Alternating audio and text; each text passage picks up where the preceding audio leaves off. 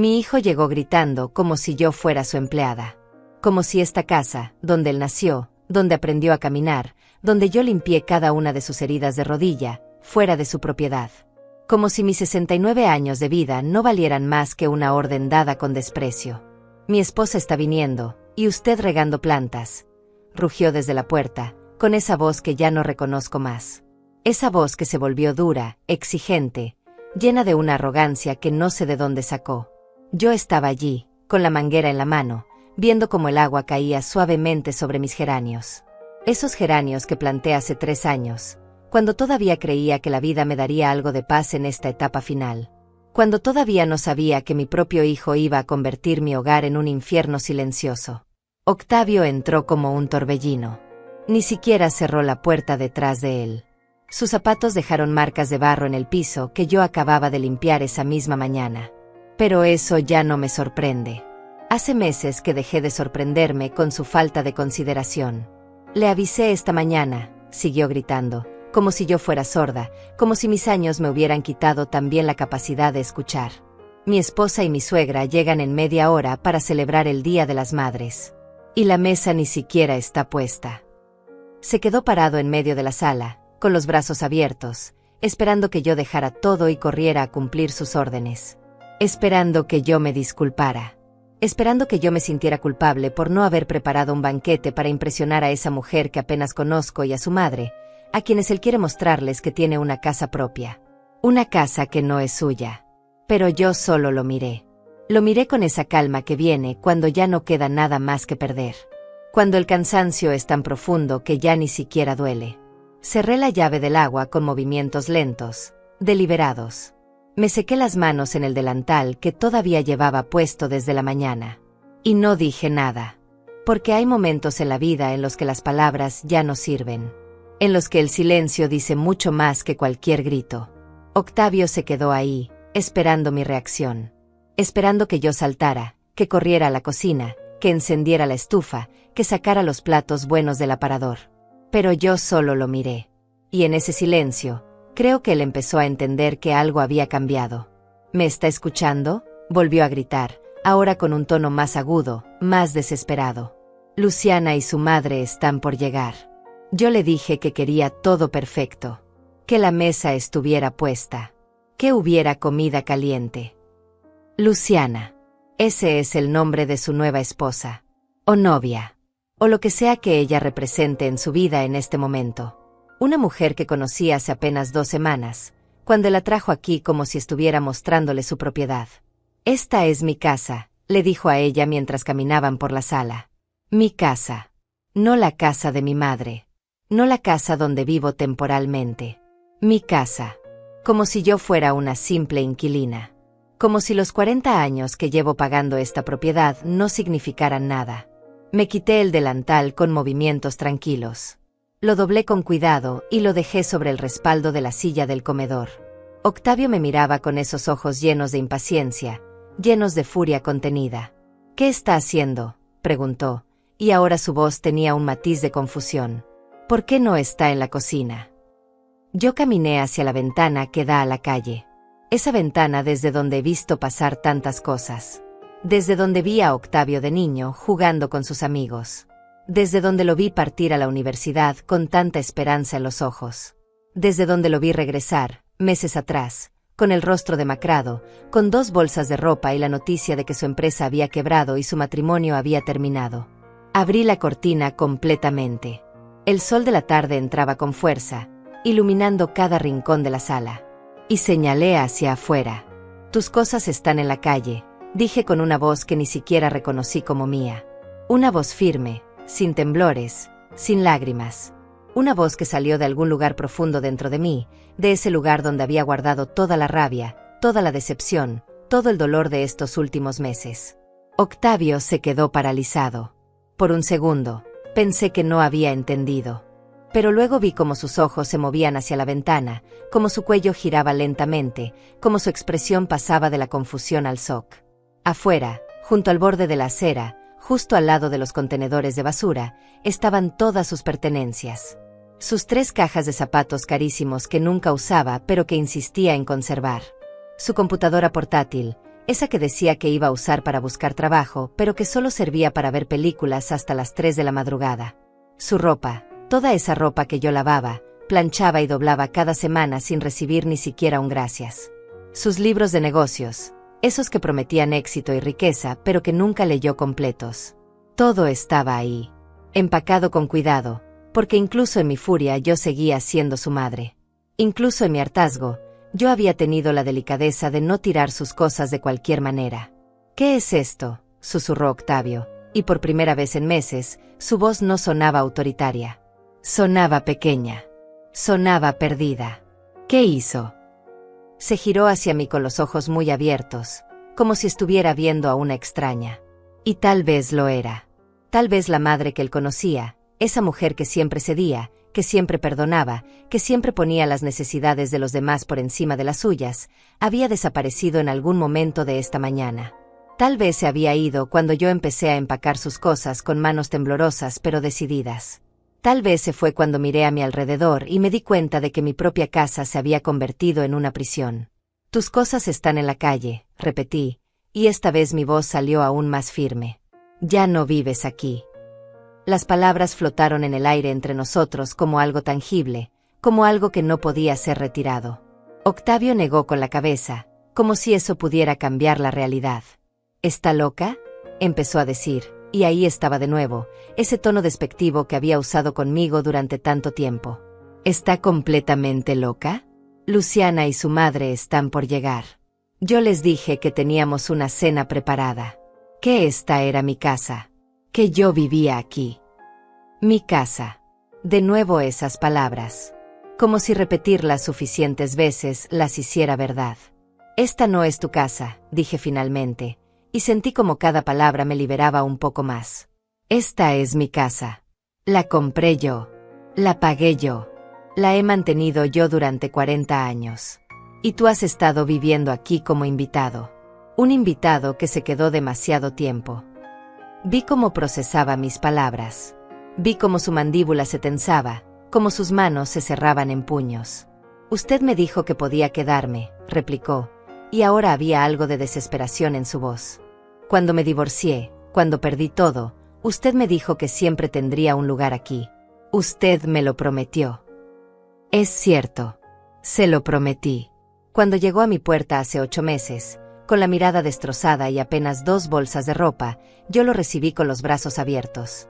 Le dije que esta siempre sería su casa, que podía quedarse el tiempo que necesitara, que íbamos a superar esto juntos.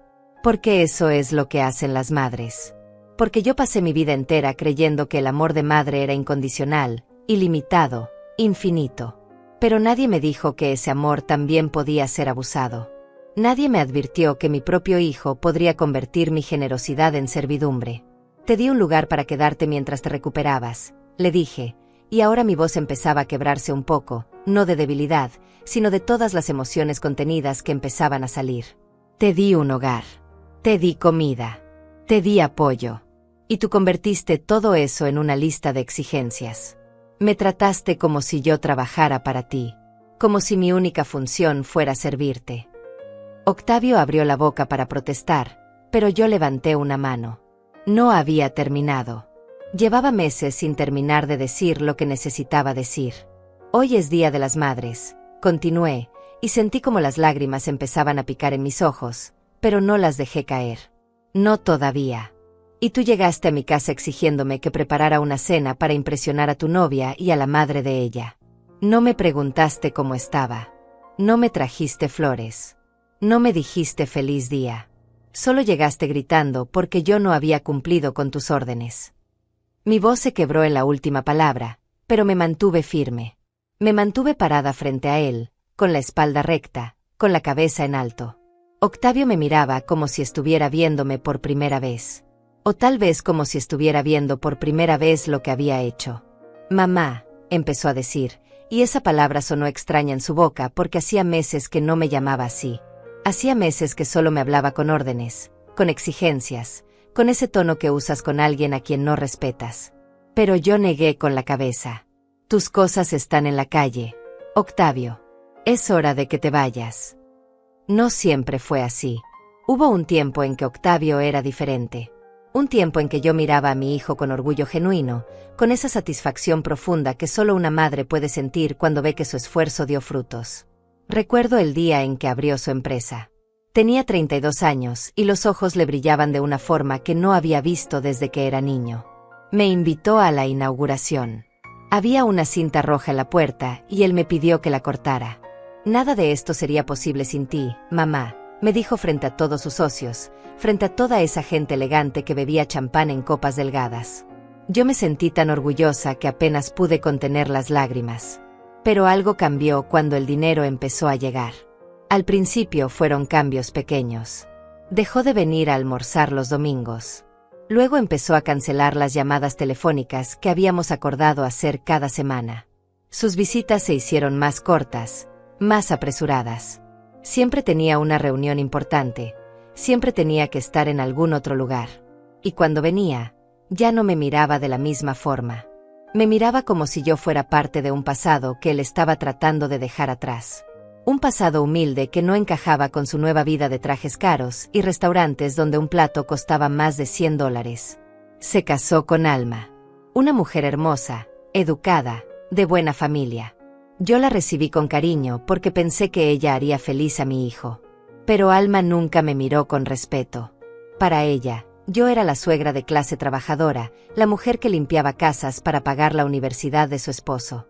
En las reuniones familiares, ella hablaba de sus viajes a Europa, de sus cenas en lugares exclusivos, y yo me quedaba callada en una esquina, sintiendo que no pertenecía a ese mundo que mi propio hijo había construido. Octavio nunca me defendió. Nunca le dijo a Alma que me tratara con más consideración. Simplemente miraba hacia otro lado, como si mi incomodidad no fuera su problema. Los años pasaron y las visitas se hicieron aún más escasas. Cumpleaños olvidados. Navidades donde yo esperaba una llamada que nunca llegaba. Yo trataba de justificarlo todo. Está ocupado construyendo su futuro, me decía a mí misma mientras comía sola en la mesa que había puesto para dos, esperando que él apareciera. Tiene muchas responsabilidades. Pero la verdad es que yo no era una prioridad. Ni siquiera era una opción secundaria. Yo era algo que él había dejado atrás, como se deja atrás un par de zapatos viejos que ya no te quedan bien. Entonces todo se derrumbó. La empresa quebró. Nunca supe exactamente qué pasó. Octavio nunca me dio detalles. Solo sé que una tarde apareció en mi puerta, sin llamar antes, con 2 bolsas y una mirada vacía. Me divorcié, fue lo único que dijo. Necesito quedarme aquí por un tiempo. Y yo, como siempre, abrí la puerta. Abrí mi casa. Abrí mi corazón.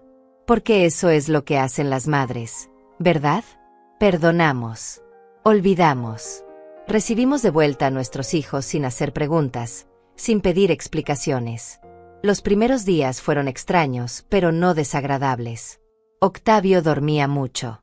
Se quedaba en su antigua habitación, la que yo había mantenido exactamente como él la dejó cuando se fue a la universidad. Yo le preparaba el desayuno y se lo dejaba en la mesa. A veces lo encontraba ahí, frío, sin tocar. Otras veces desaparecía y yo me sentía contenta pensando que al menos había comido algo. No hablábamos mucho. Él pasaba horas mirando el techo, o viendo la televisión sin realmente prestar atención. Y yo respetaba su silencio porque pensé que estaba procesando su dolor. Pero después de la segunda semana, algo cambió. Octavio empezó a dejar platos sucios en la sala. Ropa tirada en el piso del baño. Yo los recogía sin decir nada porque pensé que era temporal, que era parte de su proceso de sanación.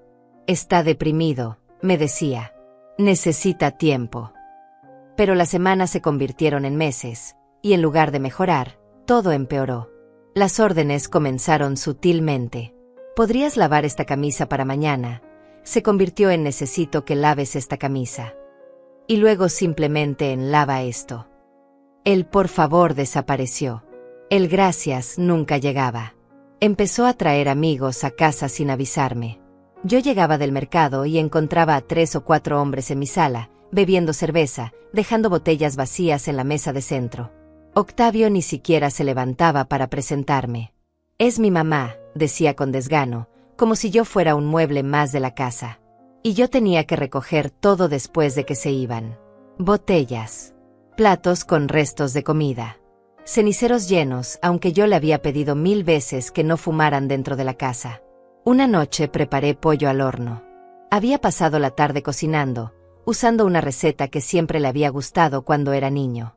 Lo serví con papas doradas y ensalada fresca. Me senté frente a él esperando que al menos reconociera el esfuerzo. Octavio probó un bocado, arrugó la nariz y dejó el tenedor sobre el plato con un golpe seco. «Está seco», dijo. «La próxima vez hazlo diferente». No comió nada más. Se levantó y se fue a su habitación, dejándome ahí sentada, mirando el plato lleno, sintiendo como algo dentro de mí se rompía un poco más. Las exigencias fueron aumentando. Quería que lavara su ropa de una manera específica. Que planchara sus camisas, aunque no tenía a dónde ir. Que preparara café exactamente a las 8 de la mañana, porque esa era la hora en que él se despertaba. Si el café no estaba listo, o si estaba demasiado caliente, o demasiado frío, él suspiraba con dramatismo y me miraba como si yo fuera incompetente. «Es tan difícil hacer las cosas bien», me decía, y yo bajaba la cabeza y volvía a hacer el café. Un día le pedí ayuda para mover un mueble pesado en la sala. Mi espalda ya no es lo que era y ese librero estaba lleno de libros que necesitaba reorganizar. Octavio levantó la vista de su teléfono apenas un segundo. «Estoy ocupado», dijo sin explicar en qué estaba ocupado exactamente. Pasaba 12 horas al día tirado en el sofá viendo series en su computadora, pero estaba demasiado ocupado para ayudar a su madre de 69 años a mover un mueble. Tuve que pedirle ayuda al vecino, don Mario, que tiene 75 años pero que fue más amable conmigo en 5 minutos que mi propio hijo en meses. Entonces conoció a Luciana. No sé dónde la conoció exactamente. Solo sé que un día llegó más arreglado de lo normal, con la camisa que yo había planchado esa mañana y un perfume que olía caro. «Voy a salir», anunció. Y yo me alegré. Pensé que tal vez estaba empezando a rehacer su vida, que tal vez eso lo ayudaría a ser de nuevo la persona que había sido. Pero me equivoqué. Luciana vino a casa 2 semanas después. Era una mujer joven, tal vez de 35 años, con el cabello perfectamente arreglado y uñas largas pintadas de rojo. Octavio me la presentó con una sonrisa que no había visto en su rostro en meses. «Esta es mi madre», me dijo.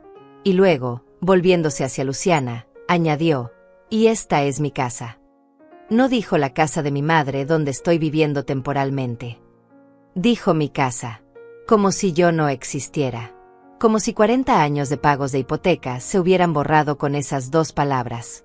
Luciana me saludó con cortesía fría. Me dio la mano sin realmente mirarme a los ojos. Luego se fueron a caminar por toda la casa mientras Octavio le mostraba cada habitación como si fuera una propiedad en venta. «Este es el jardín que estoy arreglando», le decía, señalando mis geranios, esas plantas que yo había cuidado durante años. «Aquí podríamos poner una parrilla para hacer asados los fines de semana». Hablaba de planes futuros. Planes que me incluían solo como una sombra invisible que mantendría todo limpio y funcionando. Esa noche, después de que Luciana se fue, Octavio se acercó a mí con algo que parecía entusiasmo. «Me está yendo bien con ella», me dijo. «Su familia tiene dinero. Conexiones. Esto podría ser mi oportunidad de volver a levantarme». No me preguntó qué pensaba de ella. No me preguntó si me había sentido cómoda. Solo me estaba informando de sus planes, de cómo esta mujer podía ser útil para él. Y yo asentí con la cabeza, sonreí, y deseé que él encontrara la felicidad. Porque eso es lo que hacen las madres. Fue esta mañana cuando todo llegó al límite. Me desperté temprano como siempre, a las 6 de la mañana, aunque mi cuerpo pedía más descanso. Mis rodillas dolían por el frío de la madrugada y mi espalda se quejaba cada vez que intentaba levantarme de la cama. Pero me levanté de todas formas, porque eso es lo que he hecho durante 69 años. Me levanté, me puse la bata y bajé a la cocina a preparar el café de Octavio. Exactamente como le gusta. Exactamente a la hora que él exige. Estaba sirviendo el café cuando escuché sus pasos en las escaleras. Pasos pesados, apurados. Entró a la cocina sin saludar, sin mirarme siquiera. Tomó la taza de café de mis manos sin decir gracias y bebió un sorbo mientras revisaba su teléfono. Yo me quedé ahí parada, esperando algo. No sabía qué exactamente. Tal vez un buenos días. Tal vez un reconocimiento de que hoy era un día especial. Pero nada llegó. Necesito que prepares una cena esta noche, dijo sin levantar la vista del teléfono. Luciana viene con su madre. Quiero impresionarlas. Su voz era mecánica, como si estuviera dándole instrucciones a una empleada. Quiero que hagas ese pollo que preparas, el que lleva hierbas. Y una ensalada buena, no de esas simples. Algo que se vea elegante. Ah, y un postre. Luciana dijo que a su madre le gusta el flan. Seguía hablando mientras yo lo miraba, mientras sentía como algo dentro de mí empezaba a quebrarse de una forma diferente a todas las veces anteriores. Hoy es Día de las Madres, dije en voz baja. Octavio levantó la vista por primera vez esa mañana. Me miró con expresión confundida, como si yo hubiera dicho algo en otro idioma. ¿Y? Preguntó. Una sola palabra. 2 letras que contenían todo el desprecio del mundo. ¿Y qué quiere que haga con eso? Sentí como el aire se me iba de los pulmones. Pensé que tal vez pasaríamos el día juntos, logré decir, aunque mi voz sonaba pequeña incluso para mí misma. Que podríamos almorzar, o simplemente hablar. Octavio soltó una risa breve, sin humor. No tengo tiempo para eso, mamá. Ya le dije que Luciana viene esta noche. Eso es lo importante ahora. Ella podría ser mi futuro. Su madre tiene contactos que podrían ayudarme a conseguir inversionistas para un nuevo negocio. Bebió otro sorbo de café y dejó la taza en el fregadero. Ni siquiera intentó lavarla. Necesito que todo esté perfecto a las 7. Ellas llegan a las 7:30. No quiero retrasos. Y así, sin más, se fue de la cocina.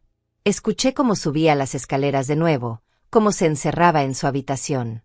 Me quedé ahí parada, con las manos temblando, mirando esa taza sucia en el fregadero.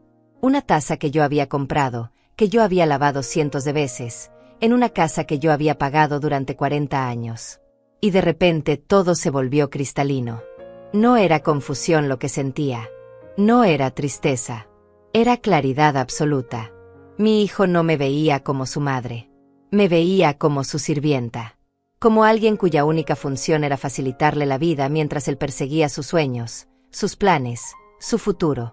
Un futuro donde yo no existía excepto como un fantasma útil que cocinaba, limpiaba y desaparecía cuando no era necesaria. Lavé la taza despacio. Muy despacio. Y mientras el agua caliente caía sobre mis manos, sentí como algo cambiaba dentro de mí. No fue una explosión. No fue un grito interno. Fue más bien como un despertar. Como cuando abres los ojos después de una pesadilla y te das cuenta de que has estado dormida mucho más tiempo del que pensabas. Sequé la taza, la guardé en su lugar, y me quedé mirando por la ventana de la cocina hacia el jardín. Mis geranios se movían suavemente con la brisa de la mañana. Esas plantas que yo había cuidado, regado, podado. Plantas que crecían porque yo les prestaba atención, porque yo las cuidaba. ¿Cuándo fue la última vez que alguien me cuidó a mí? ¿Cuándo fue la última vez que alguien se preocupó por si yo estaba cansada, si me dolía algo, si necesitaba ayuda? No podía recordarlo. Los últimos 8 meses habían sido un desfile constante de exigencias, de órdenes, de expectativas. Y yo había cumplido cada una de ellas esperando que en algún momento Octavio despertara. Que en algún momento recordara quién era yo. Que recordara todo lo que había sacrificado por él. Trabajé limpiando casas durante 20 años para pagar su educación. Casas enormes donde yo fregaba pisos de rodillas mientras las dueñas me miraban desde arriba como si yo fuera invisible. Gané $8 la hora durante años. $8 que guardaba en un sobre cada semana. Dinero que nunca gasté en mí misma. Nunca me compré ropa nueva. Nunca fui a un restaurante elegante. Nunca tomé vacaciones. Todo ese dinero fue para Octavio. Para sus libros. Para su universidad. Para el traje que usó en su graduación. Para el depósito de su primer departamento cuando consiguió su primer trabajo. Y cuando tuvo éxito, cuando el dinero empezó a llegar, él no me invitó a su mundo. Me dejó afuera, mirando desde la distancia, como si mi presencia pudiera arruinar la imagen que él quería proyectar. Yo era la madre que limpiaba casas. Yo era el recordatorio de que él venía de abajo. Y eso no encajaba con sus trajes de $500 y sus cenas de negocios. Así que me borró. Me invisibilizó. Hasta que me necesitó de nuevo. Hasta que su mundo se derrumbó y no tuvo a nadie más a quien recurrir. Salí al jardín. El sol ya estaba alto y hacía calor. Tomé la manguera y empecé a regar las plantas. El agua caía formando un arco brillante bajo la luz de la mañana. Y mientras regaba, pensé en todo. En cada cumpleaños olvidado. En cada Navidad sola. En cada plato sucio que recogí sin una palabra de agradecimiento. En cada orden que cumplí esperando recuperar algo que nunca volvería. Esperando recuperar a mi hijo. Pero mi hijo se había ido hace mucho tiempo. El hombre que vivía en mi casa ahora era un extraño. Un extraño que usaba mi techo, mi comida, mi esfuerzo, sin dar nada a cambio excepto desprecio. Y en ese momento, mientras el agua seguía cayendo sobre los geranios, tomé la decisión más difícil de mi vida. No iba a preparar esa cena. No iba a seguir siendo invisible en mi propia casa. No iba a permitir que Octavio trajera a esa mujer y a su madre a presumir un hogar que no era suyo. No iba a ser parte de esa mentira ni un segundo más. Cerré la llave del agua y entré a la casa con pasos firmes. Subí las escaleras ignorando el dolor en mis rodillas. Llegué hasta la habitación de Octavio y abrí la puerta sin tocar. Él estaba acostado en la cama, con los audífonos puestos, viendo algo en su computadora. Levantó la vista molesto por la interrupción. «¿Qué pasa?», preguntó con ese tono que usaba cuando yo lo molestaba. Pero yo no dije nada. Simplemente saqué sus bolsas del armario y empecé a meter su ropa dentro. «¿Qué está haciendo?». Octavio se quitó los audífonos y se sentó en la cama, mirándome como si yo hubiera perdido la razón. Se volvió loca. Yo seguí empacando. Pantalones, camisas, zapatos. Todo iba a las bolsas con movimientos mecánicos. «Ya no vives aquí», dije sin mirarlo. «Necesito que te vayas». Octavio se levantó de un salto. «¿De qué está hablando? Tengo invitadas esta noche. No puede hacer esto ahora». Pero yo ya había tomado la decisión. Ya había cruzado ese puente. No había vuelta atrás. Bajé con las bolsas. Una tras otra. Octavio me seguía gritando, pero yo ya no escuchaba sus palabras. Solo escuchaba el latido de mi propio corazón, firme y constante. Abrí la puerta principal y puse todo en la calle, junto a los contenedores de basura. Sus cosas. Su vida. Todo lo que había traído a mi casa 8 meses atrás. Ahora estaba afuera, donde correspondía. Y yo respiré profundo, sintiendo por primera vez en meses que mi casa volvía a ser mía. Octavio estaba parado en el umbral de la puerta mirando sus cosas en la calle, como si no pudiera creer lo que veía. Su rostro había pasado de la furia al shock, y ahora había algo más. Algo que se parecía al miedo. «No puede hacer esto», repetía una y otra vez, como si las palabras pudieran cambiar la realidad. «No puede echarme así. Soy su hijo. Soy su único hijo». Su voz se quebraba entre la rabia y algo que sonaba casi a súplica. Yo estaba de pie junto a la puerta, con la mano todavía en el pomo, lista para cerrarla. «Ya lo hice», dije con una calma que me sorprendió incluso a mí misma. «Y no voy a cambiar de opinión». Octavio dio un paso hacia mí, con las manos extendidas en un gesto que pretendía ser conciliador, pero que solo me pareció manipulador. «Mamá, escúcheme. Sé que he estado difícil estos meses. Lo sé. Pero estoy pasando por un momento complicado. Perdí todo. Mi empresa, mi matrimonio, mi reputación. No puede entender eso». Sí podía entenderlo. Lo había entendido durante 8 meses. Lo había entendido cada vez que recogía sus platos sucios. Cada vez que lavaba su ropa. Cada vez que cocinaba para él y recibía solo críticas a cambio. «Entiendo que estás pasando por un momento difícil», respondí. «Lo que no puedo entender es cómo ese dolor te dio permiso para tratarme como me has tratado. Como si yo no fuera tu madre, sino tu empleada. Como si esta casa fuera tuya y yo solo estuviera aquí para servirte». «Yo nunca dije eso», protestó Octavio, elevando la voz de nuevo. «Usted está exagerando todo. Está siendo dramática». Y ahí estaba. Esa palabra que los hombres usan cuando una mujer finalmente se cansa de ser pisoteada.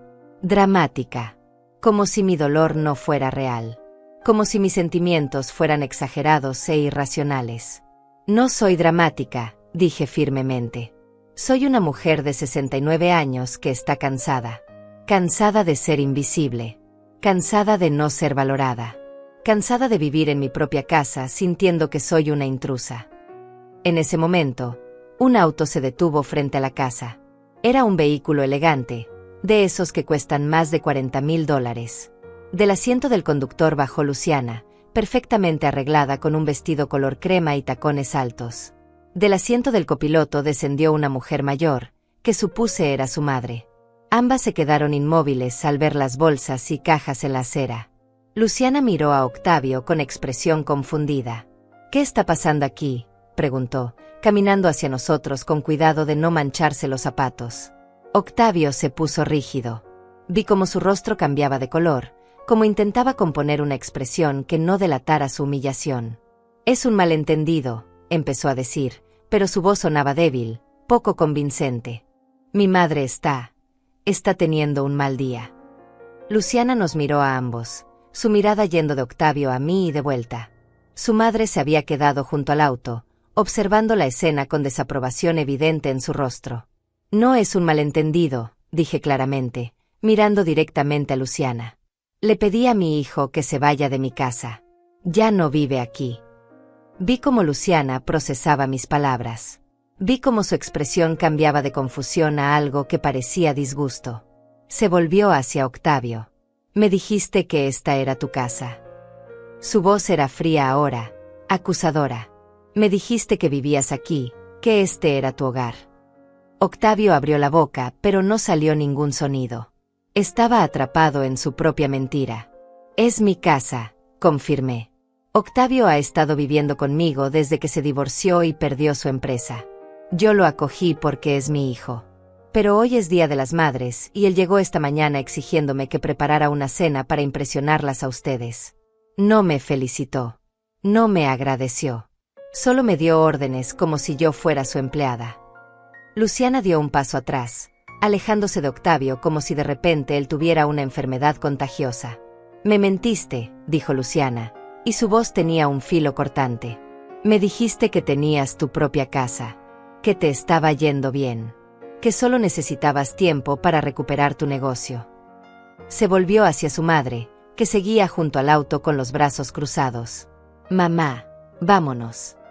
Pero antes de irse, Luciana se giró hacia mí. «Lamento que haya tenido que pasar por esto, señora. Mi madre me advirtió que Octavio parecía demasiado bueno para ser verdad. Debí haberle hecho caso». Las vi alejarse. Luciana caminó hacia el auto con pasos furiosos, sus tacones golpeando el pavimento con fuerza. Su madre entró al vehículo sin decir una palabra, pero la expresión de su rostro lo decía todo. El auto arrancó y desapareció por la calle, llevándose con él los planes de Octavio, sus esperanzas de reconstruir su vida a través de esa relación. Se había quedado ahí, parado en medio de la acera, mirando cómo el auto se alejaba. Y cuando finalmente se volvió hacia mí, ya no había furia en sus ojos. Solo había vacío. «Arruinó todo», susurró. «Lo arruinó todo». Pero no había convicción en sus palabras. Había derrota. «No arruiné nada, Octavio», respondí con tristeza. «Tú lo hiciste. Tú decidiste mentirle a esa mujer. Tú decidiste tratarme como me trataste. Tú tomaste cada una de esas decisiones. Yo solo dejé de permitirlo». Me miró por un largo momento, como si estuviera buscando algo en mi rostro. Tal vez buscaba a la madre que siempre cedía, que siempre perdonaba. Pero esa mujer ya no estaba ahí. «¿Y ahora qué se supone que haga?», preguntó, y por primera vez en 8 meses, su voz sonaba vulnerable. Sonaba como la voz del niño que alguna vez fue, asustado e inseguro. Y sentí como mi corazón se apretaba un poco. Porque por mucho que me hubiera lastimado, por mucho que me hubiera decepcionado, seguía siendo mi hijo. «Ahora te levantas», dije suavemente. «Buscas un trabajo. Rentas un lugar. Te haces responsable de tu vida. Como hacen los adultos». Octavio negó con la cabeza lentamente. «No tengo dinero para rentar nada.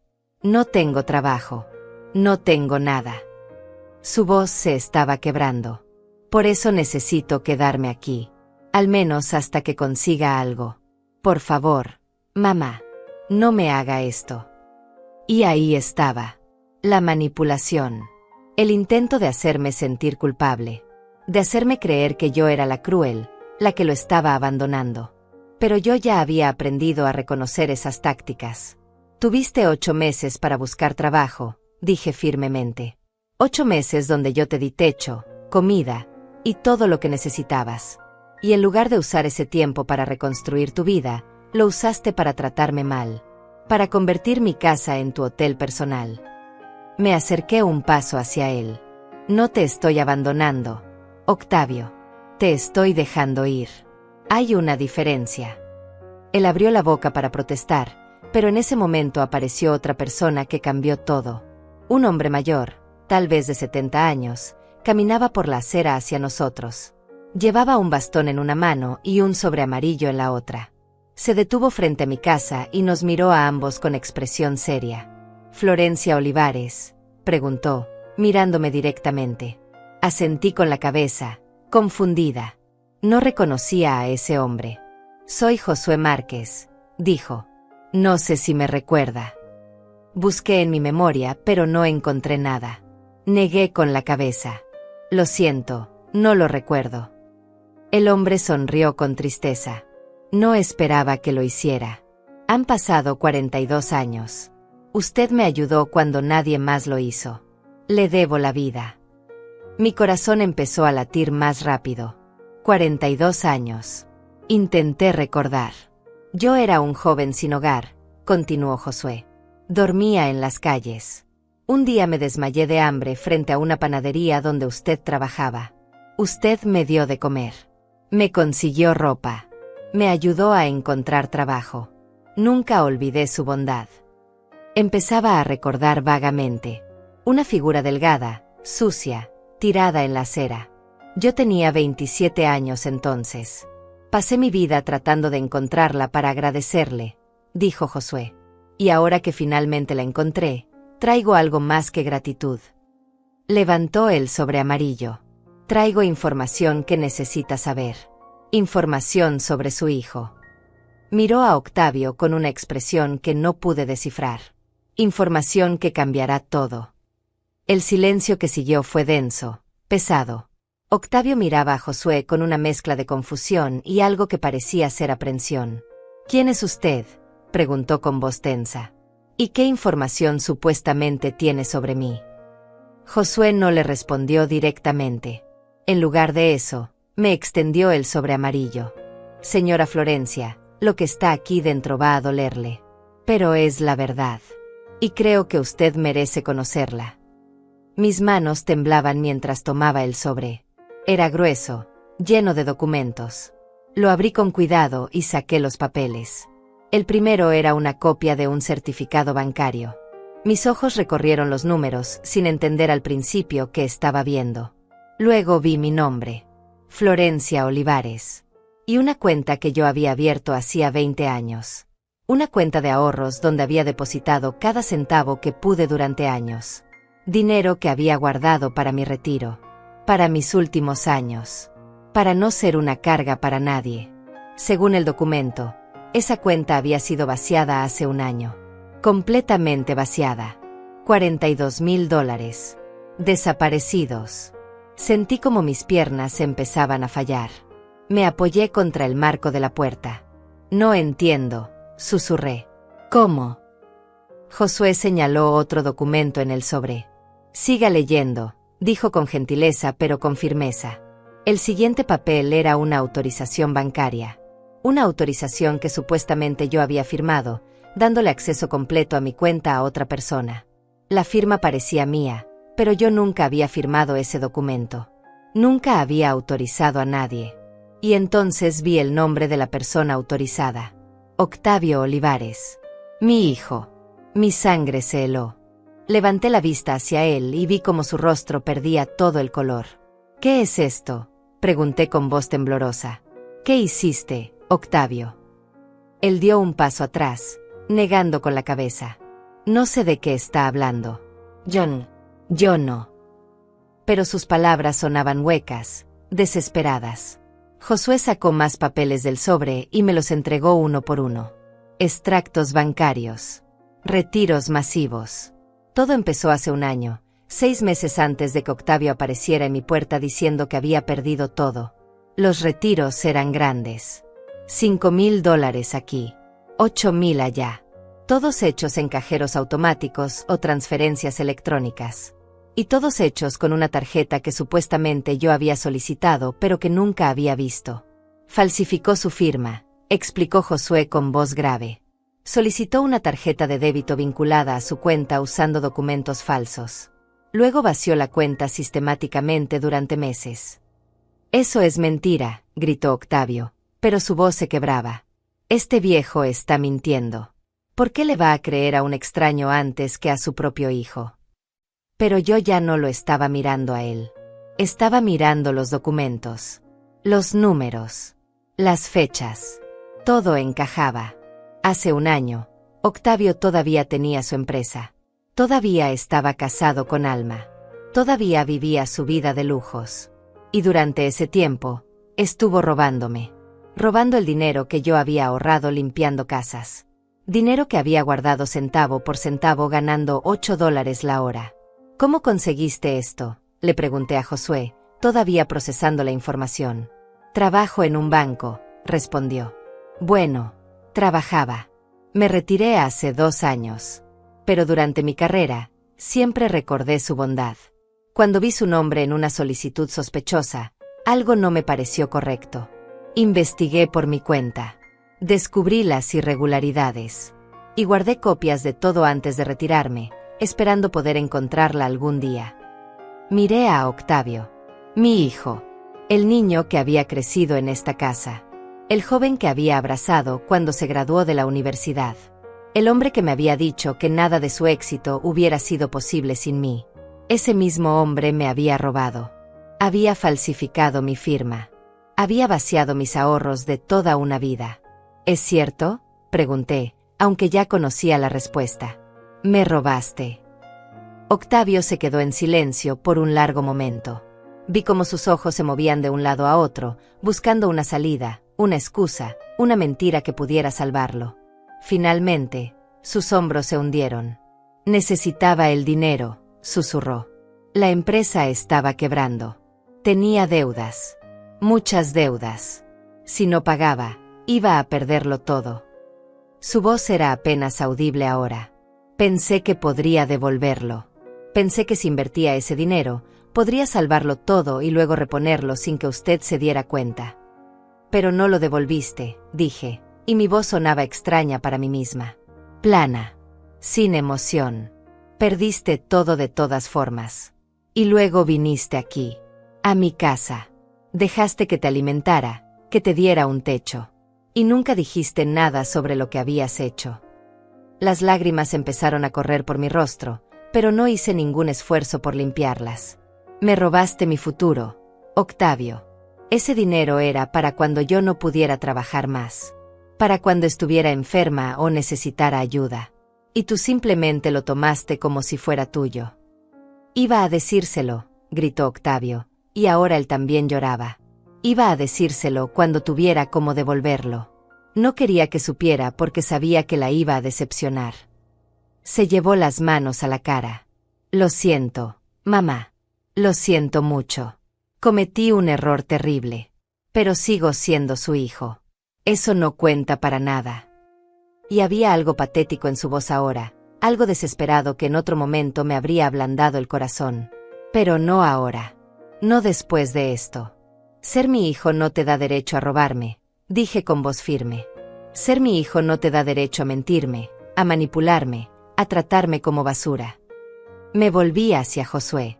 ¿Hay algo más que deba saber? Él asintió lentamente y sacó un último documento del sobre. Hay más. Mucho más. Era una serie de correos electrónicos impresos. Correos entre Octavio y Alma, su ex esposa. Los leí lentamente, sintiendo como cada palabra era como un cuchillo. En los correos, Octavio hablaba sobre mí. Sobre cómo planeaba sacarme más dinero. Sobre cómo podía manipularme usando la culpa. Mi madre es fácil de manejar, decía uno de los mensajes. Solo tengo que hacerla sentir que me necesita y hace lo que yo quiera. Había otro correo donde discutía la posibilidad de hacerme firmar documentos para poner la casa a su nombre. Es vieja, escribía. Probablemente ni siquiera lea lo que firma.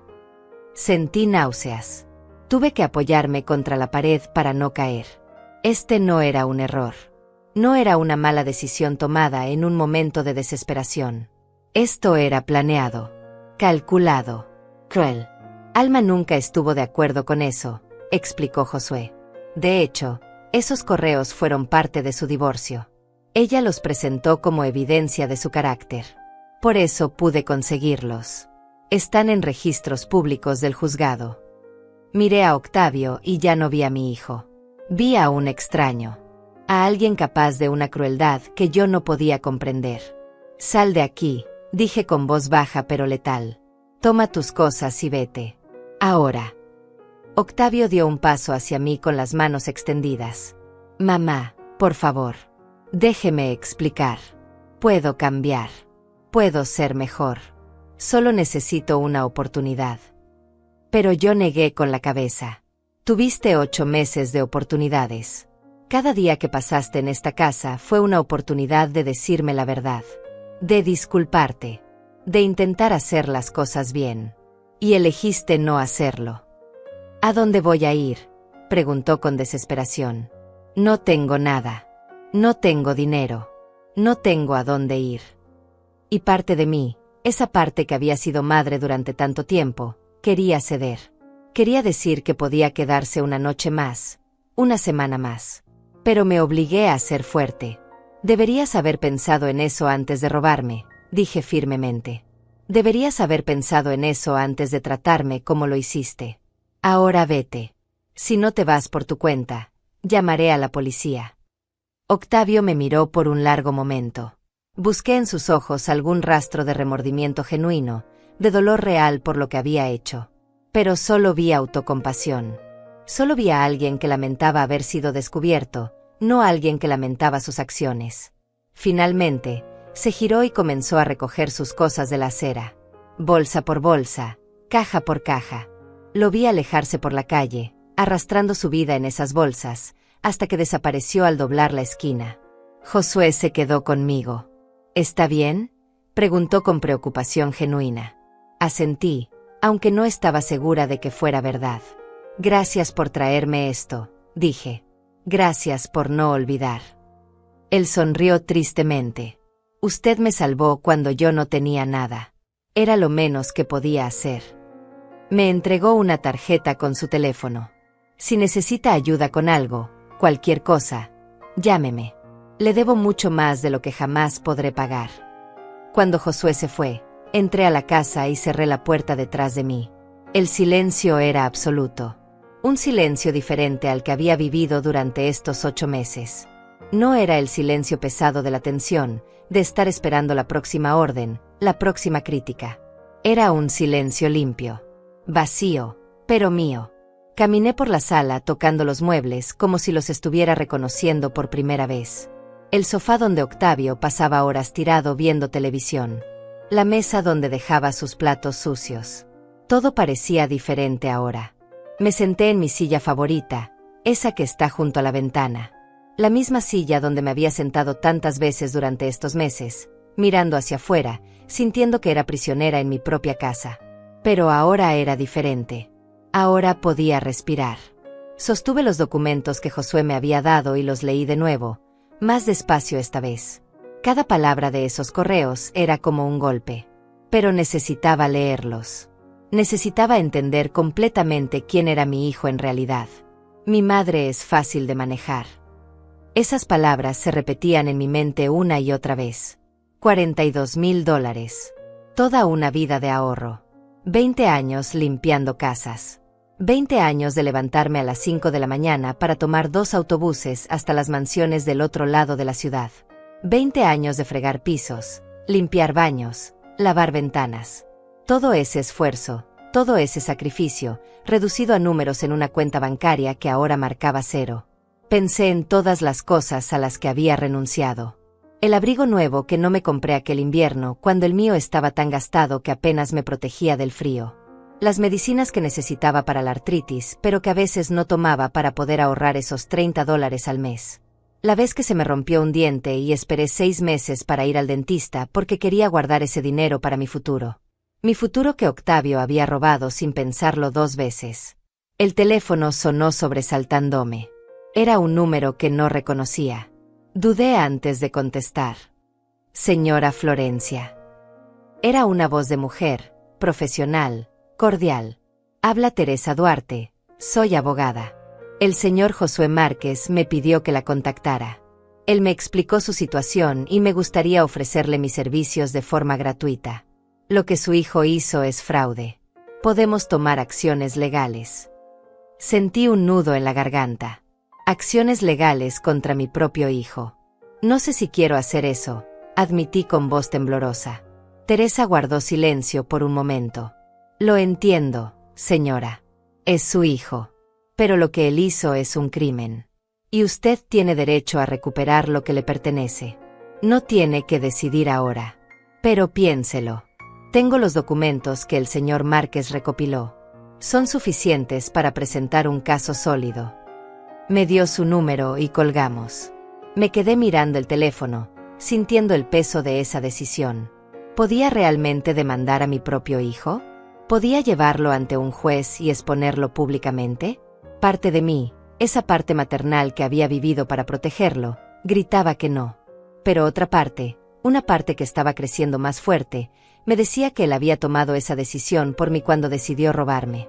Cuando decidió falsificar mi firma. Cuando decidió verme como alguien fácil de manipular. Me levanté y caminé hacia la cocina.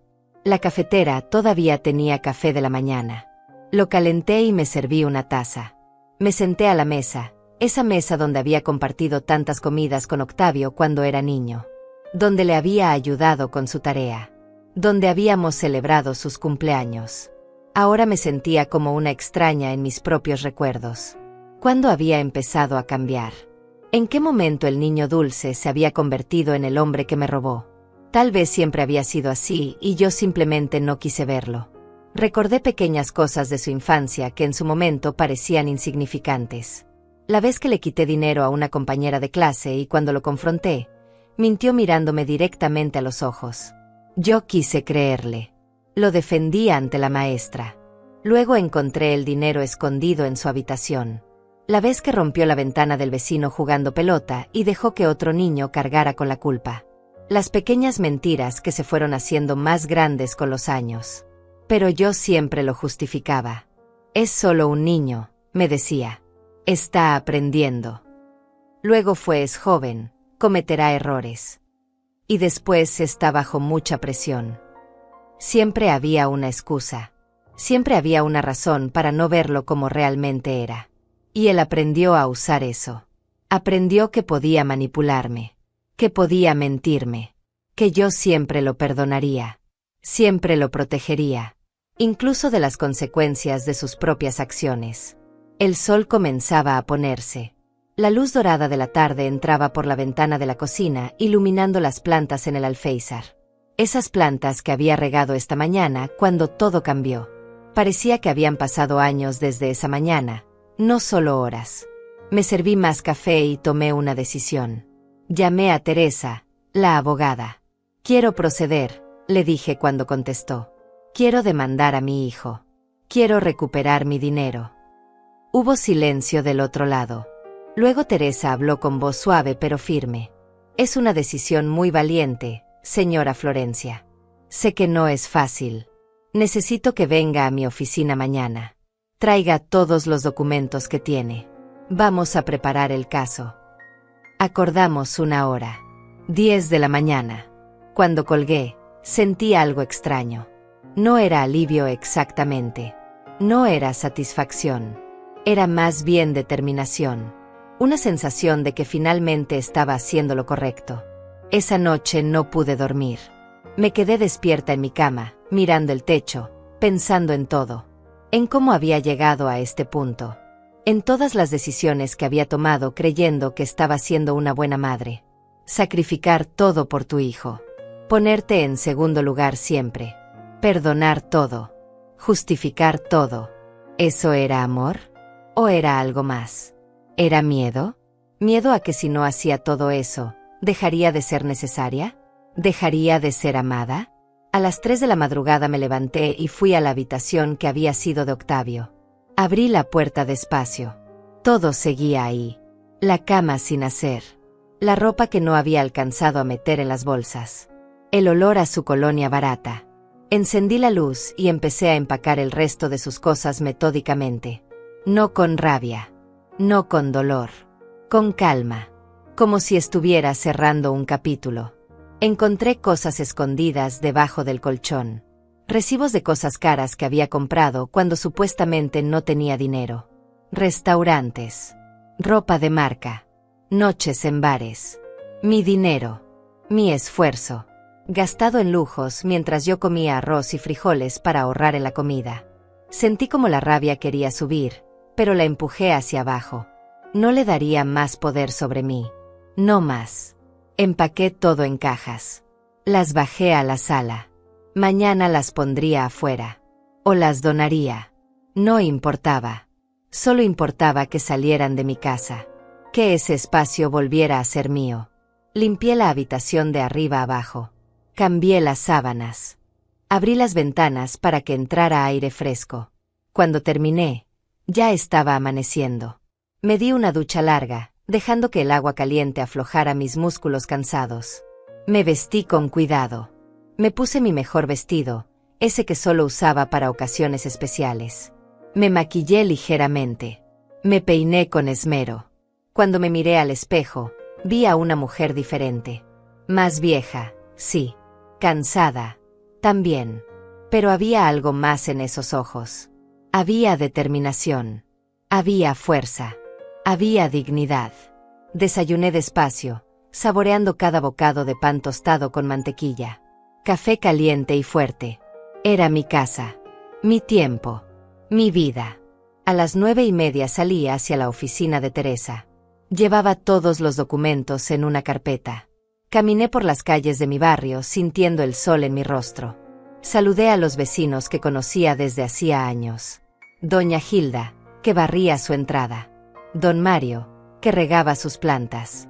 Personas que habían estado ahí siempre, mientras yo estaba tan concentrada en Octavio que apenas las veía. La oficina de Teresa estaba en el centro, en un edificio modesto pero limpio. Subí las escaleras hasta el 3er piso. Ella me recibió con una sonrisa cálida. Era una mujer de unos 50 años, con el cabello recogido y lentes elegantes. Su oficina era pequeña pero ordenada.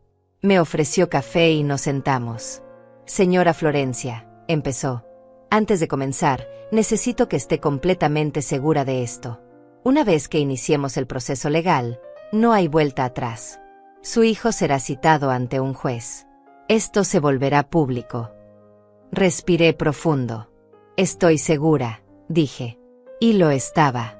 Teresa asintió y abrió una carpeta nueva. El proceso legal tomó 3 meses. 3 meses en los que Teresa trabajó incansablemente recopilando evidencia, preparando documentos, construyendo el caso. Yo seguí mi vida con una normalidad extraña. Me levanté cada mañana sin el peso de las exigencias de Octavio. Desayuné en paz. Regué mis plantas. Hablé con los vecinos. Y lentamente, muy lentamente, empecé a sentir que mi casa volvía a ser un hogar. Octavio intentó contactarme varias veces durante esos meses. Llamadas telefónicas que no contesté. Mensajes de texto que borré sin leer. Una vez apareció en mi puerta, pero yo no abrí. Me quedé del otro lado, escuchando cómo tocaba el timbre una y otra vez, cómo gritaba mi nombre. Mamá, por favor. Necesito hablar con usted. Puedo explicarlo todo. Pero no había nada que explicar. Los documentos hablaban por sí mismos. Los números no mentían. Eventualmente se fue y no volvió. La citación judicial llegó a mi buzón un martes por la mañana. El papel oficial con el sello del juzgado. La fecha estaba marcada claramente. 14 de agosto. 10 de la mañana. Sala 3. Teresa me había explicado todo lo que iba a pasar. Habrá un juez, me dijo. Presentaremos toda la evidencia. Su hijo tendrá oportunidad de defenderse. Pero con lo que tenemos, el caso es muy sólido. Yo asentí, tratando de calmar los nervios que sentía cada vez que pensaba en ese día. La noche anterior al juicio casi no dormí. Me la pasé dando vueltas en la cama, ensayando mentalmente lo que diría. Teresa me había preparado. Sabía qué preguntas me harían. Sabía cómo responder. Pero saber algo intelectualmente es diferente a estar realmente lista emocionalmente. Porque en esa sala no solo estaría enfrentando a un criminal. Estaría enfrentando a mi hijo. Al niño que había crecido dentro de mí. Al bebé que había sostenido en mis brazos. Al joven que había visto graduarse con lágrimas de orgullo en mis ojos. Me levanté antes del amanecer. Me bañé con agua fría para despertarme completamente. Me vestí con el mismo cuidado con el que me había vestido para ir a ver a Teresa por primera vez. El vestido oscuro que me hacía ver seria, respetable. El collar de perlas que había sido de mi madre. Zapatos cómodos pero elegantes. Me miré al espejo y practiqué respirar profundo. Puedes hacer esto, me dije en voz alta. Mereces hacer esto. Teresa pasó por mí a las 9. Manejó hasta el juzgado mientras me explicaba los últimos detalles. El abogado de Octavio probablemente intentará apelar a sus emociones, me advirtió. Dirá que él es su hijo. Que cometió un error. Que merece perdón. No deje que eso la haga dudar. Recuerde por qué estamos aquí. Yo asentí, apretando la carpeta con los documentos contra mi pecho como si fuera un escudo. El juzgado era un edificio viejo con pasillos largos que olían a papel antiguo y café rancio. Teresa me guió hasta la sala 3. Era más pequeña de lo que había imaginado. Filas de bancas de madera gastada. Un estrado donde el juez se sentaría. Una mesa para nosotros. Otra mesa para Octavio y su abogado. Llegamos temprano, así que la sala todavía estaba vacía. Me senté y esperé, sintiendo como cada minuto se estiraba como una eternidad. A las 10 menos 5, la puerta se abrió. Y ahí estaba él. Octavio entró con un hombre mayor de traje gris que supuse era su abogado. Mi hijo se veía diferente. Más delgado. Tenía ojeras profundas y el rostro demacrado. Su traje era viejo, arrugado. Nada que ver con el hombre arrogante que había vivido en mi casa meses atrás. Nuestras miradas se encontraron por un segundo. Vi algo en sus ojos. ¿Remordimiento? ¿Vergüenza? No estaba segura. Y tampoco importaba. El juez entró. Un hombre de unos 60 años con el cabello completamente blanco y una expresión seria. Todos nos pusimos de pie. Caso número 3257, anunció el secretario. Florencia Olivares contra Octavio Olivares. Fraude financiero y falsificación de documentos. Las palabras sonaron terribles en el silencio de la sala. Fraude. Falsificación. Crímenes reales con consecuencias reales. Teresa se puso de pie y comenzó a presentar el caso. Habló con claridad y precisión. Explicó cómo Octavio había falsificado mi firma. Cómo había solicitado acceso a mi cuenta bancaria usando documentos alterados. Cómo había vaciado sistemáticamente $42,000 durante varios meses. Presentó los extractos bancarios. Las autorizaciones falsas. Los correos electrónicos donde él hablaba de manipularme. Cada pieza de evidencia era como un martillo golpeando la verdad. El abogado de Octavio se levantó para su turno. Exactamente como Teresa había predicho, apeló a las emociones. Su señoría, comenzó con voz melosa, no negamos que hubo irregularidades. Pero debemos considerar el contexto. El señor Olivares estaba atravesando una crisis severa. Su empresa quebraba. Su matrimonio se desmoronaba. Estaba desesperado. Y en esa desesperación, cometió un error. Un error terrible, sí, pero un error al fin. Y la persona afectada es su propia madre, quien seguramente en su corazón maternal puede encontrar el perdón. Sentí como la rabia subía por mi garganta. ¿Perdón? ¿Después de todo? El juez me miró. Señora Olivares, ¿le gustaría decir algo? Teresa asintió con la cabeza, dándome permiso. Me puse de pie. Mis piernas temblaban, pero mi voz salió firme. Su señoría, comencé, Soy una mujer de 69 años. Trabajé limpiando casas durante 20 años para ahorrar ese dinero. Ganaba $8 la hora. Cada centavo de esos $42,000 representa horas de trabajo. Rodillas adoloridas. Manos agrietadas. Años de levantarme antes del amanecer. Hice una pausa, sintiendo como las lágrimas querían salir, pero las contuve. Ese dinero no era para lujos. Era mi seguridad. Era para cuando estuviera enferma. Para cuando no pudiera valerme por mí misma. Mi hijo no solo me robó dinero. Me robó mi tranquilidad. Mi futuro. Y luego, después de robarme, vino a vivir a mi casa. Me trató como su empleada. Me exigió. Me humilló. Todo mientras sabía lo que había hecho. Miré directamente a Octavio. El abogado dice que cometió un error. Pero los errores son accidentales. Esto fue intencional. Planeado. Calculado. El juez escuchaba con atención. ¿Hay algo más que quiera agregar? Asentí. Sí, su señoría. Soy su madre y siempre lo seré. Pero ser madre no significa permitir que te destruyan. No significa ser cómplice de tu propia humillación. He pasado mi vida sacrificándome por él. Pero llegó el momento de sacrificarme por mí misma. De protegerme a mí misma. Y eso es lo que estoy haciendo aquí. Me senté. El silencio en la sala era absoluto. Entonces el juez se dirigió a Octavio. Señor Olivares, ¿tiene algo que decir en su defensa? Octavio se puso de pie lentamente. Vi cómo sus manos temblaban. Yo. Comenzó, pero su voz se quebró. Respiró profundo e intentó de nuevo. Todo lo que dijo mi madre es cierto. Falsifiqué su firma. Robé su dinero. La traté horriblemente cuando vine a vivir con ella.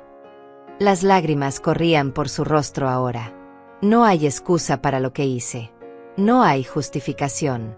Estaba desesperado, sí, pero eso no me da derecho a lastimar a la persona que más me ha amado en este mundo.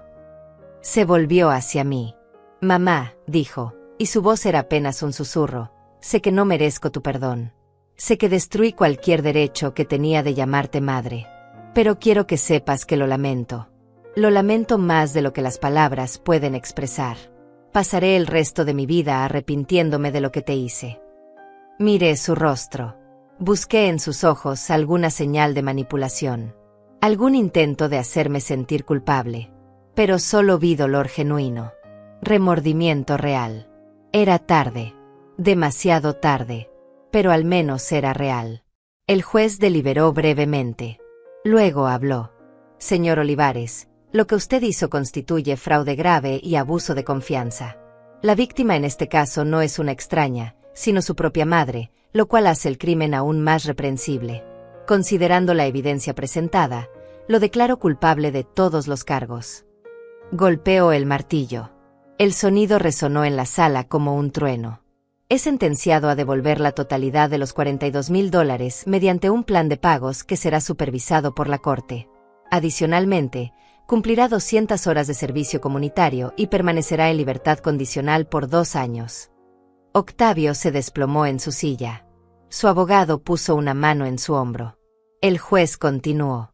Quiero que entienda, señor Olivares, que está recibiendo una sentencia considerablemente más leve de la que normalmente correspondería a este tipo de crimen. Y eso es únicamente porque su madre no solicitó tiempo en prisión. Me miró. Señora Olivares, admiro su fuerza. No es fácil hacer lo que usted hizo hoy. Salí del juzgado sintiéndome extrañamente ligera. Como si un peso enorme que había estado cargando durante años finalmente se hubiera levantado de mis hombros. Teresa caminó conmigo hasta su auto. Lo hizo muy bien ahí dentro, me dijo con una sonrisa cálida. Fue valiente. Fue honesta. Y logró justicia. Asentí, todavía procesando todo lo que había pasado. ¿Cuánto tiempo tomará recuperar el dinero?, pregunté. Teresa suspiró. Eso depende de Octavio. Tiene que conseguir trabajo y hacer pagos mensuales. La corte supervisará todo. Probablemente tome varios años, pero lo recuperará. Los meses siguientes fueron de transformación silenciosa. Mi casa, que había sido un campo de batalla emocional, se convirtió en un santuario. Desperté cada mañana sin el nudo en el estómago que había vivido durante tanto tiempo. Preparé mi café a la hora que quise. Desayuné viendo las noticias sin interrupciones. Regué mis plantas con calma. Las pequeñas cosas que había dado por sentadas antes de que Octavio regresara ahora me parecían preciosas. Don Mario, mi vecino de 75 años, empezó a visitarme los martes por la tarde. Traía pan dulce de la panadería del barrio y nos sentábamos en el jardín a tomar café. Hablábamos de todo y de nada. De sus nietos. De sus recuerdos. De las plantas. Me di cuenta de que había estado tan concentrada en Octavio durante todos esos años que había descuidado las amistades, las conexiones reales con personas que sí me valoraban. Doña Hilda, que vivía al otro lado de la calle, me invitó a su grupo de tejido. Cada jueves por la noche, 5 mujeres nos reuníamos en su sala. Tejíamos mantas, bufandas, gorros para donar a un refugio local. Y mientras nuestras manos trabajaban, hablábamos. Compartíamos historias. Nos reíamos. Por primera vez en años, yo tenía amigas. Tenía una comunidad. Tenía un lugar donde pertenecía que no dependía de ser la madre de alguien. El primer pago de Octavio llegó 3 meses después del juicio. $300 depositados en una cuenta que la corte había establecido específicamente para esto. Era una cantidad pequeña comparada con los 42,000 que me debía, pero era un comienzo. Teresa me llamó para confirmarlo. Ha conseguido trabajo en un almacén, me informó. Gana el salario mínimo, así que los pagos serán modestos. Pero está cumpliendo. No sé por qué, pero esa noticia me provocó sentimientos encontrados. Parte de mí se alegró de que estuviera trabajando, tratando de enmendar su error. Otra parte de mí seguía dolida, todavía procesando todo lo que había pasado. ¿Cómo está él?, me escuché preguntando, sorprendiéndome a mí misma. Teresa hizo una pausa. ¿Realmente quieres saberlo? Pensé por un momento. Sí, dije finalmente. Sí quiero. Vive en una habitación alquilada en el lado oeste de la ciudad, explicó Teresa. Trabaja turnos de 10 horas, 6 días a la semana. Según el reporte de su oficial de libertad condicional, está cumpliendo con todas sus obligaciones. Las horas de servicio comunitario también. Limpia parques los domingos. La imagen de Octavio limpiando parques, haciendo trabajo físico, viviendo en una habitación alquilada, era difícil de procesar. Pero también era real. Eran las consecuencias de sus acciones. Una tarde de octubre, 6 meses después del juicio, estaba en el jardín podando los rosales cuando escuché una voz que reconocí de inmediato. Mamá. Me giré y ahí estaba Octavio, parado junto a la cerca. Se veía diferente. Más delgado, con el rostro curtido por el sol. Llevaba ropa de trabajo sucia y las manos manchadas. No vine a causar problemas, dijo rápidamente, como si temiera que lo corriera. Solo necesitaba decirte algo. Me quedé donde estaba, con las tijeras de podar todavía en la mano. ¿Qué quieres decir? Mi voz sonó más fría de lo que pretendía. Octavio tragó saliva. Quiero que sepas que estoy cumpliendo con los pagos. Y voy a seguir haciéndolo hasta devolverte cada centavo. Pero más que eso, quiero que sepas que estoy cambiando. De verdad. El trabajo en el almacén es duro. Gano $11 la hora. Menos de lo que tú ganabas limpiando casas. Y ahora entiendo. Entiendo lo que significa ese dinero. Lo que representa cada dólar. Sus ojos se llenaron de lágrimas. Cada noche llego a mi habitación con el cuerpo dolorido. Y pienso en ti. En cómo tú hiciste esto durante 20 años. En cómo yo gasté tu sacrificio como si no significara nada. Y me avergüenzo. Me avergüenzo tanto que a veces no puedo dormir. Se limpió los ojos con el dorso de la mano. No espero que me perdones. No espero que volvamos a tener una relación. Solo necesitaba que supieras que lo lamento. Y que voy a pasar el resto de mi vida tratando de ser un mejor hombre del que fui. Lo miré por un largo momento. Vi al hombre que había sido mi hijo. Vi también al extraño que me había lastimado tan profundamente. Y vi algo más. Vi a alguien que finalmente estaba enfrentando la realidad de sus acciones. Octavio, dije finalmente, Me alegra que estés trabajando. Me alegra que estés cumpliendo con tus obligaciones. Pero necesitas entender algo. El perdón no es algo que puedas ganar con pagos mensuales. No es una deuda que se salda con dinero. Él asintió, con los ojos fijos en el suelo. Lo sé. Respiré profundo. Tal vez algún día pueda perdonarte. Pero ese día no es hoy. Hoy todavía estoy sanando. Todavía estoy reconstruyendo mi vida. Una vida que tú casi destruyes. Vi cómo mis palabras lo golpeaban, pero no retrocedí. Necesitaba escucharlas tanto como yo necesitaba decirlas. Puedes seguir haciendo los pagos. Puedes seguir siendo mejor persona. Pero hazlo por ti. No por mí. Porque yo ya no voy a vivir mi vida esperando que tú cambies o esperando que me valores. Voy a vivir para mí. Octavio levantó la vista. ¿Puedo preguntarte algo? Asentí. ¿Eres feliz? ¿Ahora? Sin mí. La pregunta me tomó por sorpresa. Pensé cuidadosamente antes de responder. Sí, dije honestamente. Soy más feliz de lo que he sido en mucho tiempo. He encontrado paz. He encontrado amigas. He recuperado mi casa, mi espacio, mi vida. Y he aprendido algo importante. Me acerqué un paso. Aprendí que ser madre no significa destruirme a mí misma. No significa permitir abuso. El amor maternal no es sinónimo de sacrificio infinito. Eres una mejor madre de la que yo merecí, susurró Octavio. Me encogí de hombros. Tal vez. O tal vez fui una madre que amó demasiado sin enseñar suficientes límites. No lo sé. Pero lo que sí sé es que ambos tenemos que vivir con las consecuencias de nuestras decisiones. Tú con las tuyas. Yo con las mías. Señalé hacia la calle. Ahora necesito que te vayas. Tengo que terminar de podar estos rosales antes de que oscurezca. Octavio asintió. Se dio vuelta para irse, pero se detuvo. Mamá, dijo sin voltear. Gracias. Por no pedir tiempo en prisión. Por darme la oportunidad de arreglarlo, aunque sea un poco. No respondí. Simplemente lo vi alejarse por la calle hasta que desapareció. Y entonces volví a mis rosales. Las ramas necesitaban ser cortadas para que la planta pudiera crecer más fuerte en la primavera. Era una buena metáfora, pensé.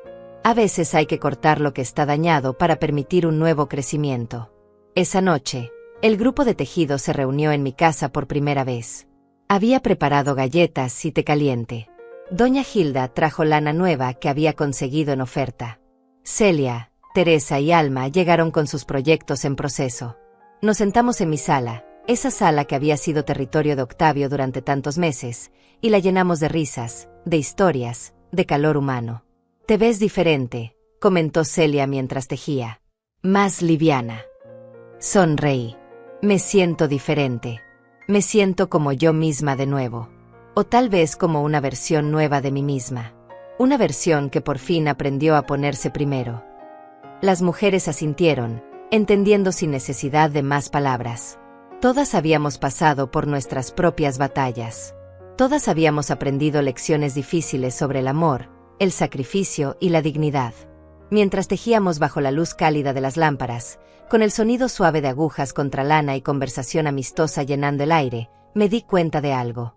Esta era mi familia ahora. No la familia de sangre que me había lastimado, sino la familia que había elegido. La familia que me elegía a mí. Y eso era suficiente. Más que suficiente. Era todo lo que necesitaba. Han pasado 2 años desde aquel Día de las Madres que cambió mi vida para siempre. 2 años desde que puse las cosas de Octavio en la calle. 2 años desde que decidí que mi dignidad valía más que mantener una mentira. Y cuando miro hacia atrás, casi no reconozco a la mujer que era entonces. Esa mujer que se hacía pequeña en su propia casa. Que vivía para servir. Que confundía el amor con la autodestrucción. Los pagos de Octavio llegan religiosamente cada mes. $300 que se depositan en la cuenta supervisada por la corte. Hasta ahora ha pagado $7,200. Faltan $34,800. A este ritmo, tomará años recuperar todo. Pero lo recuperaré. Y más importante que el dinero es saber que él está enfrentando las consecuencias de sus acciones. que está aprendiendo, aunque sea tarde, lo que significa el trabajo honesto, lo que significa ganar cada dólar con esfuerzo. No he vuelto a hablar con él desde aquella tarde en el jardín. A veces me pregunto cómo está, si habrá mantenido el trabajo en el almacén, si habrá encontrado un lugar mejor donde vivir, si habrá aprendido realmente algo de todo esto. Pero esas preguntas ya no me consumen como antes. Ya no siento que mi felicidad dependa de su cambio o de su redención. Él tiene su camino. Yo tengo el mío. Y es tan bien que sean caminos separados. Mi casa se ha convertido en un lugar de reunión para el grupo de tejido. Nos juntamos cada jueves y el ambiente se llena de risas, historias y un calor que no tiene nada que ver con la calefacción. Hemos tejido más de 50 mantas este año para el refugio local. Cada puntada es una conversación. Cada proyecto terminado es una pequeña victoria compartida. Estas mujeres me han enseñado que la familia no siempre es la que nace contigo. A veces es la que construyes con amor, respeto y reciprocidad genuina. Don Mario y yo seguimos tomando café los martes por la tarde. Él me contó que su esposa murió hace 5 años y que durante mucho tiempo se sintió perdido. Pero la vida sigue, me dijo una vez. Y uno puede elegir quedarse atrapado en el dolor o puede elegir encontrar nuevas razones para sonreír. Tiene razón. La vida sigue. Y yo elegí seguir adelante. No con amargura, sino con sabiduría. No con rencor, sino con límites claros y dignidad restaurada. Volví a trabajar, pero esta vez por elección, no por necesidad desesperada. Cuido a la nieta de doña Celia 3 veces por semana mientras ella trabaja. Es una niña de 6 años con rizos oscuros y una risa contagiosa. Me llama abuela Florencia y cuando la veo correr por mi jardín persiguiendo mariposas, siento algo que no había sentido en años. Siento alegría pura, sin complicaciones, sin manipulación. Solo el amor simple que viene de dar sin esperar nada a cambio, sin ser abusada en el proceso. He aprendido que dar desde un lugar de abundancia es muy diferente a dar desde un lugar de vacío. Durante años di todo lo que tenía, incluso lo que no tenía, pensando que eso me hacía una buena madre. Pero solo me convirtió en una mujer vacía, agotada, resentida. Ahora doy desde un lugar de plenitud. Doy porque quiero, no porque tengo que. Y la diferencia es inmensa. En las noches, cuando la casa está en silencio, a veces pienso en todo lo que viví, en los sacrificios que hice, en las humillaciones que soporté. Y ya no siento solo dolor. Siento también gratitud. Porque todo eso me enseñó algo invaluable. Me enseñó que nunca es demasiado tarde para elegirse a una misma. Que a los 69 años todavía puedes cambiar el rumbo de tu vida. Que puedes decir basta. Que puedes cerrar puertas que necesitan cerrarse, incluso cuando esas puertas tienen el nombre de tu hijo grabado en ellas. No odio a Octavio. El odio requiere energía que ya no estoy dispuesta a gastar en él. Simplemente lo dejé ir. Dejé ir la ilusión de quien pensé que era. Dejé ir la esperanza de que algún día se convertiría en el hijo que yo necesitaba que fuera. Y al dejarlo ir, me encontré a mí misma. Encontré a Florencia. No la madre de Octavio. No la mujer que limpiaba casas. Solo Florencia. Una mujer completa por sí misma.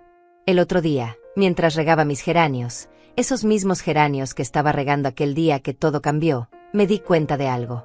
Las plantas necesitan agua, sol y cuidado para crecer. Pero también necesitan que cortemos las hojas muertas, que removamos las ramas enfermas, que eliminemos lo que las está matando desde adentro. Y yo era como esas plantas. Necesitaba cortar lo que me estaba matando para poder volver a florecer. Y florecí. A los 71 años, con las rodillas que me duelen cuando llueve y las manos que ya no son tan ágiles como antes, florecí de una forma que nunca imaginé posible. No es una floración espectacular. No hay fuegos artificiales ni grandes celebraciones. Es una floración tranquila. Una paz que viene de despertar cada mañana sabiendo que el día es mío. Que nadie me gritará. Que nadie me exigirá. Que puedo simplemente ser. A veces las mujeres del grupo me preguntan si me siento sola. Si extraño tener familia. Y mi respuesta siempre es la misma. Tengo familia.